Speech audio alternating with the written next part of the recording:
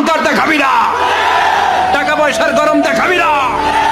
2 দিনের টাকার মালিক হয়ে ওর পা জমিনে লাগে না, এরকম টাকা তা ছেড়ে নাই। লাম ইয়াকুন শাইআম মাযকুরা, তোর চেয়ে বড় ক্ষমতাশীল ছিল ফেরাউন, আল্লাহ ছাড় দিয়েছে, ছেড়ে দেয় নাই, ঠিক কিনা? আল্লাহ তুমি সব কিচ্ছু জানো, হে আমার প্রভু তুমি আমাকে মাফ করে দাও।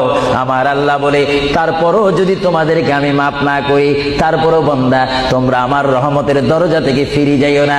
আমি তোমাদেরকে হুকুম দিচ্ছি, ওয়ালাউ আন্নাহুম ইয যালামু আনফুসাহুম জাউকা, বান্দারে যদি গুনাহ করে ফেলো আমার রহমত থেকে মুখ ফিরে তুমি চলে যাইও না।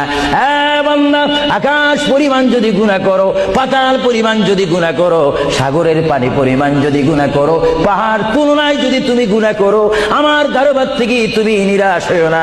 বান্দা, আমি তোমাকে একটি রাস্তা বাতাই দিচ্ছি, একটি পথ তোমাকে আমি দেখাই দিচ্ছি। সেই পথটি কোন পথ তোমরা জানো?